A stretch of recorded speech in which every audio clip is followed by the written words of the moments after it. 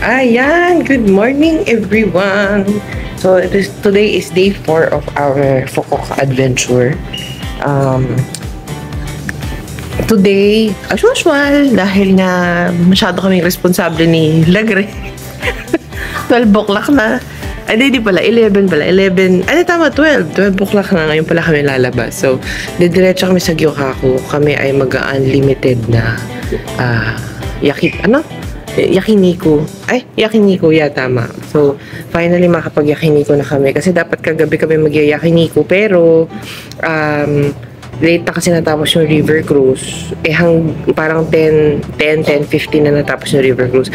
Hanggang 11 na lang yung restaurant. So, syempre, lugi naman kami kung 50 minutes lang kaming nandun kasi nga unlimited yun. So, nag-decide kami, di ba kagabi nga na Matsuya na lang. Gyudon naman yun, beef pa din. And then today ng lunch kami mag-Gyokaku. So yeah, tingnan natin. Yan, samahan niyo kami ulit sa aming day 4 adventure here at Fukuoka tuloy. Fukuoka. Bye guys! Eto na guys, ang Gyokaku Japanese Barbecue Gyokaku. So only siya 2,980 ang kanyang only, pero meron silang mga mas bonggang set. Ayan o, 5,000, 3,000, 4,000 yen. I think ito yung may mga wagyu. Yan. So, ito na. Samahan niyo kami nila Gre. Nandun na siya sa loob. Nagpakuha na siya ng table. Yan.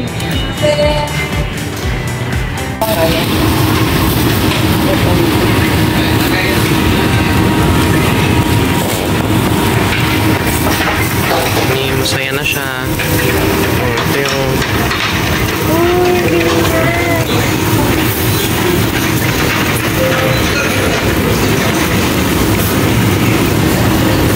ayan guys, kumakain na kami. Hi! Hindi na ako nakapag-video. Gano'n ka makapatay gutom. In-order namin yung medyo yung pinakamahal na set, yung 5,000. Actually, 4,900 lang siya, pero naging 5,000 ata kapag foreigner. May wagyu kasi siya. So, ito yung sample ng wagyu. Unlimited to, guys, ang Gyokaku. For 100 minutes, pwede ka converted. So, 1 hour and 40 minutes. Okay, kain lang ka na. Right?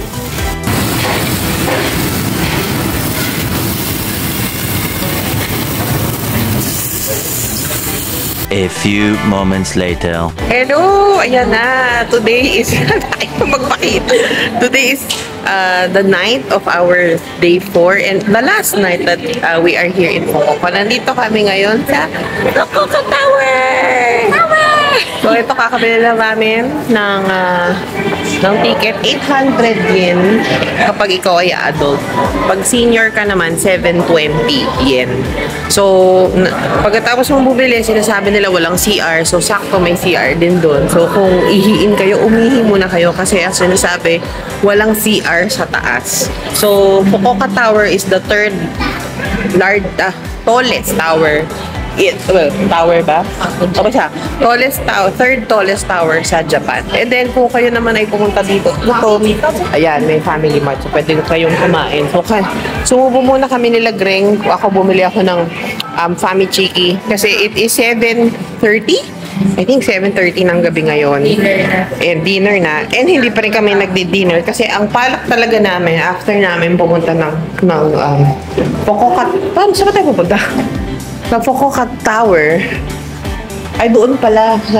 After namin pumunta sa Fukuoka Tower, ay doon pala. Sorry. Mali pala kami. Dito pala ang entrance. Nasaan na ba?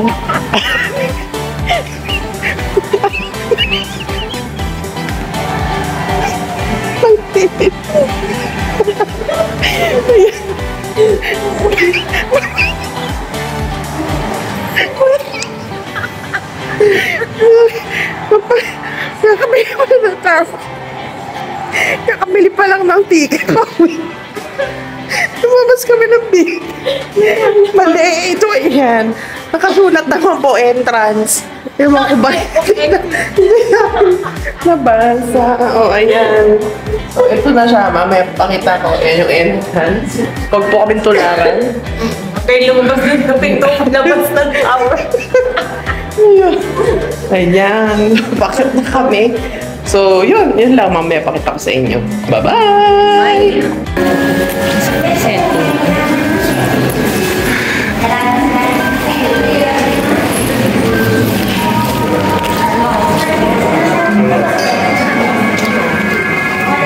Ito na, paakit na kami ng taas. Sana makasama kami, pero kung hindi, next batch.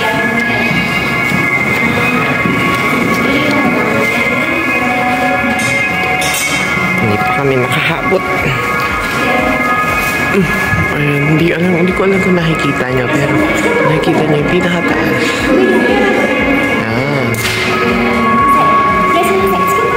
Ayan, ito na tayo guys. This is the view.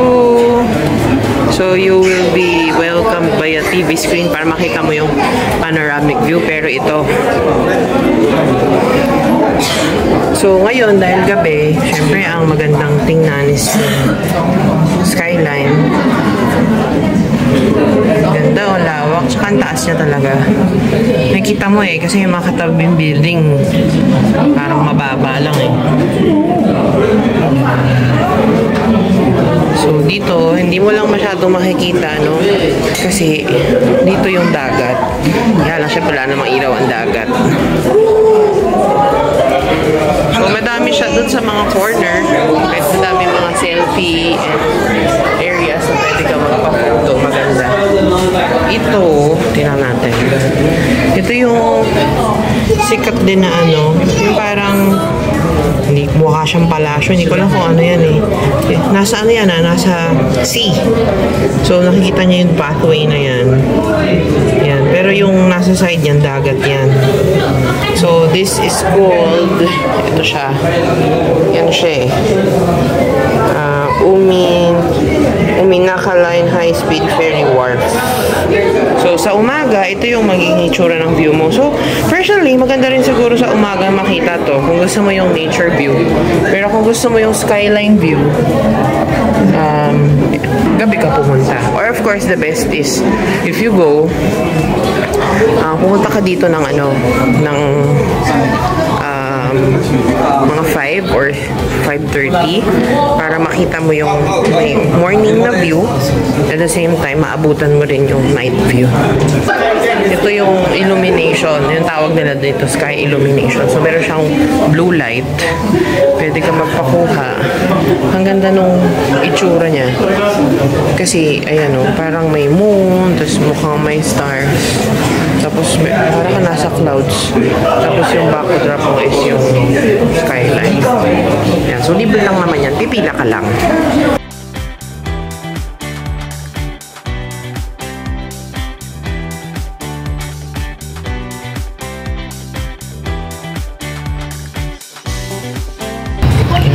Ito yung Fukuoka Tower at a distance. So starting 6:30 daw, meron din silang parang illumination na parang yan, yung parang show na yung mga lights nung sa labas, merong mga yan, may mga design, ayan, yan siya.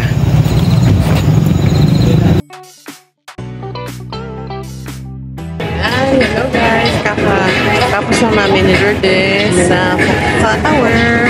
Nag-taxi kami papunta dito ulit sa Nakasu. Dumiretso na kami dito sa Kata Isu Ramen. So, nakakatawa. Kasi Fukuoka daw ang isa sa may pinakamasarap na ramen. Kasi sa Fukuoka nagsimula ang Donkotsu Ramen. Pero, last night namin, ngayon pa lang kami makakapag-ramen. Nakakatawa kasi napinunan namin yung mga gyudon, yung mga sushi, yung mga yung mga zokatsu, ganyan. So, anyway, I'm so happy because nandito na kami ngayon. medyo, hindi naman mahaba yung pila. May pila, pero hindi ganun kahaba. We have been here for maybe less than 10 pa nga eh. Less than 10. So, we are 1, 2, 3, 4. We are 5th in line. So, maybe sana mga 10 more minutes na lang, ganun na lang or less. Tingnan natin. Maliit lang yung store, mamaya papakita ko sa inyo. So, excited ako kasi finally, makakakain na kami ng Fukuoka style na tonkotsu ramen. So, sinasabi nila dito sa Hakata Isu, medyo may amoy siya. So, ang mga nababasa namin or napapanood namin na vlog is that it's either you hate it or you like it. Parang walang in between, no? Kasi it has a very strong flavor. And then, ang sinasabi ng iba, kaya daw hindi siya masyadong gusto ng iba kasi may amoy. Now, we're here malapit sa kitchen, no? Nasa labas kami nakapila. Yung ako personally, yung amoy niya sa akin, parang amoy tuyo. Kung Pilipino ka na mahilig sa tuyo, maybe that smell won't bother you. Pero hindi ko alam kung ano yung mismong amoy nung broth kapag nasa harapan mo na. Si Lord, Ako hindi ko gusto yung amoy. Sana masarap siya pero yung amoy. Hindi ako mahilig na kumain ng tuyo. oo. So, siguro yun nga, parang may dashi siya or what. Bonito, kaya ganun yung medyo parang fishy yung amoy. So, ayun. Buti hindi siya yung sobrang pungent na amoy. So, ito na yung waitress. Hi. So, Order first. Order first. Yes. Okay. I will order first. Okay. Okay. Okay. So, ayun na, sabi, order daw muna. Tapos, para at least nagagawa na siguro. Yung, di ba yung ganun sa ramen na order ka from the parang vending machine. So, order muna kami. Ayan! Nandito na kami sa loob. Finally. So, mga, ano ba, 15 minutes? Wala pa 20 naman. 15 minutes na wait time. Pero nurse na. 9:22. So, siguro, tapos Sunday pa. Siguro kung kahapon kami pumunta dito ng mga 9 o'clock, gusto ko napakahaba siguro ng pila. So, it might be, if you're going here, it might be a good idea to go here ng Sunday ng medyo late dinner. So, ito yung kanilang kitchen. Ayan, makikita mo. Maliit lang. Maliit lang. 11-seater lang siya. So, kaya rin nakapa yung pila. So, yan. Naaamoy ko na yung sinasabi ko parang amoy tuyo.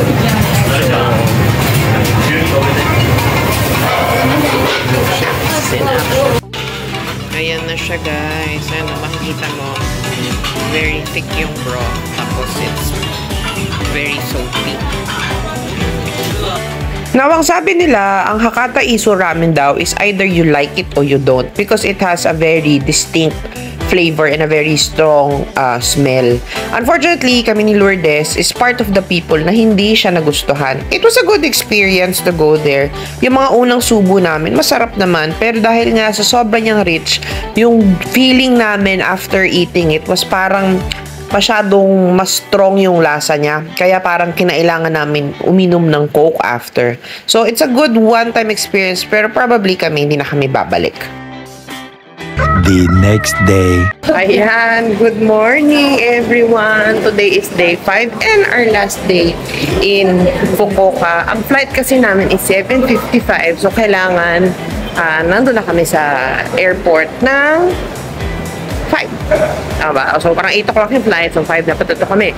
So, nandito kami ngayon ulit sa Canal City. Kasi the last time, yung pumunta kami dito no isang gabi, nagmamadali kami parang 1.5 hours lang. Kasi bumili lang kami ng On Cloud, no, ng sapatos. So, yan. At least maiikot namin to. So, ang first stop namin is magla-lunch kami. Again, late lunch. 12:30 na po. Medyo maaga today. Oo, medyo maaga pa to. Paaga pa to sa amin. Late lunch. Mag-iikinari steak kami. So, doon sa mga hindi alam, sikat yan na restaurant dito sa Japan na parang steak. Parang sizzling plate siya, pero steak. Meron din kasing conveyor belt sushi restaurant dito. So, mag-iikot-ikot kami, tapos bago kami bumalik ng hotel to get our luggage, magme-merienda kami sa sushi. Kumbaga, kasi wala rin dinner yung flight namin eh. So, yun na yung parang... Pwede naman. Kaya, ayan. So, ito nga, kasalukuyang naliligaw kami. So, ito na. Buto na lang may information down. So, titingnan namin. Ayan guys, nandito na kami sa Kinari Steak. So, buti na lang walang pila. Hindi katulad sa Pilipinas na pakahaba ng pila. So, ito yung kanilang, you usually eat here ng lunch. Yung lunch nila is hanggang 3 o'clock. May kasama na siyang kanin, gulay, at saka soup. So, dito kami. So, ako kasi, for some reason, gusto ko itry yung hamburger steak nila. Pero syempre, minsan ka na lang mag-steak, mag-steak ka na. So, ang maganda, meron silang extra hamburger na 390 yen. Ito yon, para muna, wait lang. Ito yung a la carte menu nila. So, i-pause nyo na lang kung gusto nyo makita yung presyo. Ayan. So, ito yung hamburger. Pwede ka mag-order ng extra, let's say, 100 grams. Kasi nga gusto ko siyang i-try. Ayan. Tapos, ang gagawin ko, mag-order na lang ako ng ng lunch meal. So, itong ordering ko, yung 150 grams na tenderloin, dadagdagan ko ng hamburger. Ayan. So, pakita ko sa inyo yung food mamaya pag dumating na. Ayan na guys. So, ito na yung order ko. Ito yung hamburger steak. Ito naman yung tenderloin. Nagkasama siyang sauce. And then, ayan yung rice. Thank you! Ito yung medium na rice. Ito yung small na rice. So, kung mahilig kayo sa rice, pwede rin kayong mag-large na rice. Ito naman yung kay Lourdes ribeye steak na 200 grams. So, ayan. Ito na, kain tayo. Alam mo, masarap talaga sa Japan. Kasi Japanese rice eh. Parang nakaka-lakas ng appetite. Mas masarap nga dito. Ito ba? Hello guys! So, ito nakakatapos na namin kumain ni Kinari. Mag-shopping muna. Ako window shopping, si Lourdes shopping talaga. Nabudol na naman ang kaibigan natin. So, nandito kami ngayon sa 5th floor ng Canal City at nandito yung Ramen Stadium. Hindi ko alam kung saan siya. Saan siya? Tingnan natin. So, ito na siya. So, as you know, Fukuoka is known for its tonkatsu ramen. So, ito siya.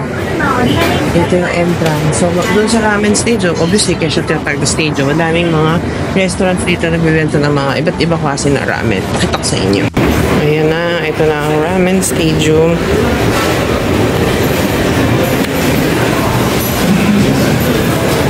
Amoy na amoy. Pagpasok mo, amoy na amoy ramen. So, pwede kang mamili ng iba't ibang ramen dito. Bahala ka na kung saan pipila.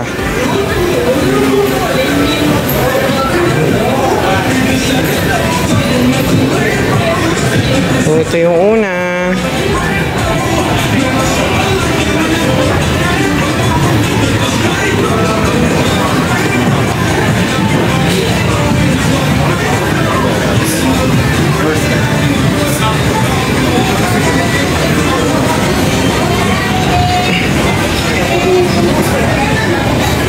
Ito yung tomato ramen. Nakakain na ako nito dati sa Kagoshima. Masarap din siya.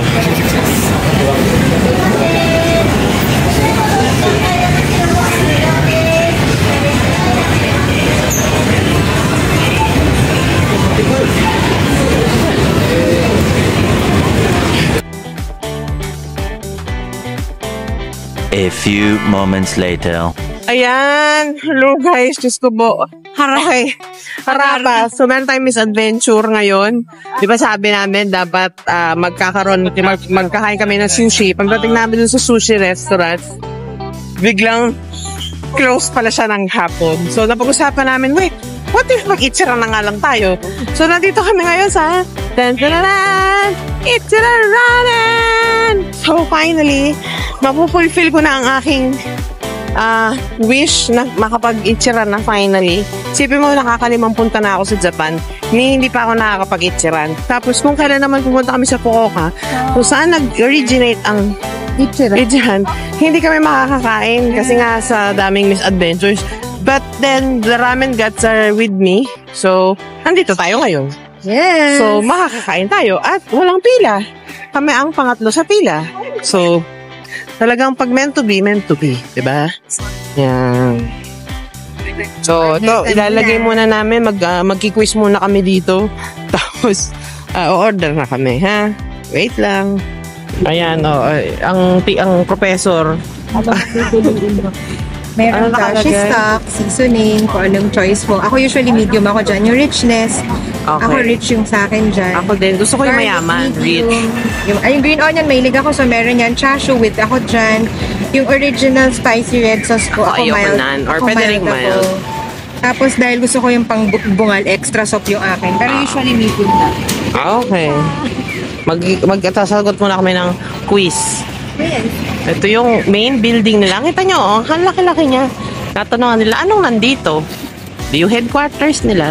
Ayan. So, siguro lahat ng Ichiran employees nandyan. Yan. Itadakimasu! Yan na. Thank you. We are now here in Ichiran. So, alam naman. Ayan. So, yan na. Nandito na tayo ngayon sa Ichiran. So, as you know, kilala si Ichiran na solo dining siya, tigi-isa. Sa ibang store, pwede mo daw buksan yung side para at least kung may katabi ka. Pero in this case, talagang solid siya. So, hindi. So, hindi ko magkakitaan ni Lourdes. So, kung kakain siya na madami, hindi niya kailangan, hindi niya kailangan mahiya kasi hindi ko makikita. Pero sa totoo lang, ako yung madaming in-order. So, ang in-order ko yung parang special set nila, 1,620 yen isa. May kasama na siyang yung normal na ramen, tapos may tamago, meron rin siyang soup, at saka meron na rin kasama yung nori. So, ayun.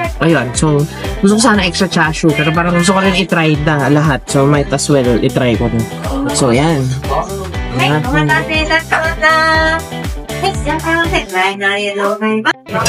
na guys, nandito na ang ating Ichiran ramen. So, meron siyang kasamang chashu. Meron siyang extra chashu. Ayan na, sinarado na nila. Pag nabigay na nila yung food, sinasara nila. So, meron din siya nung mushroom, nori, tsaka ito yung tama. Tapos ito yung tubig. Pwede kang kumuha ng tubig. Ayan. So, itadakimasu. Yan! Ito nakakain ako ng Ichiran. First time ko kakain ng Ichiran.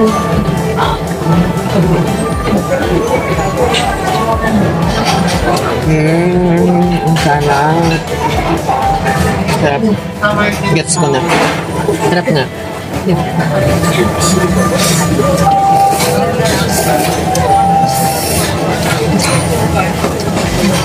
Init pa.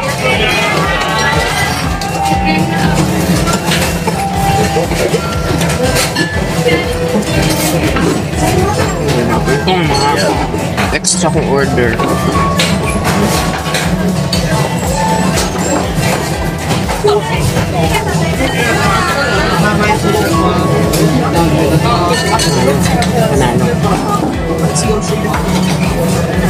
So, what a way to end our Fukuoka trip by eating Ichiran ramen, which is dito ko sa main branch nila, Fukuoka.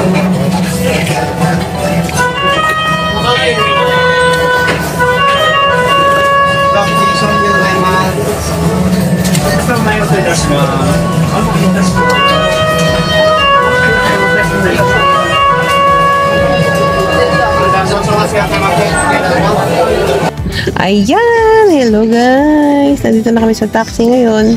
So, ito na. Pauwi na kami. Papunta na kami sa Fukuoka Airport. It's been a very tiring, pero syempre fun. 5 days, no? Short but sweet trip. Ano bang mga learnings natin sa Fukuoka? Si Lourdes kanina nagkwento sa akin, ang parang sa kanya, ang opinion niya, feeling niya, ang Fukuoka is good for couples. Yan. Kasi nga parang, bakit? Para kasi siyang yung place, well, at least itong area natin, parang maganda kasing mag-stroll, walking, except for this season, kasi mainit. Like, siguro kung autumn, spring, ganon. Kasi may river, tapos pwede kang maglakad-lakad, mag-food trip lang, kumain, ganon.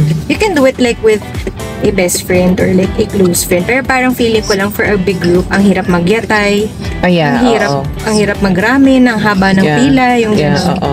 So, ako, yun, naiintindihan ko yung sabi ni Lourdes. Doon ako naman baliktad. Parang feeling ko it's good with either your siblings. Pwede rin. Or yung tipong, yun nga, may best friend trip or tatlo kayo, ganyan, mga amiga. Big group. Pero wag lang nga yung big group. Kasi nga, diba, katulad nga sinabi namin, yung yatay, mga 10 lang pwedeng umupo. Tapos, madaming lakaran. So, kung family kayo na may senior, baka mahirap. Pero ako naman, parang feeling ko maganda siya for friends. Kasi ang napapansin ko dito sa Fukuoka, konti lang yung mapupuntahan mo talagang cultural or tourist spots.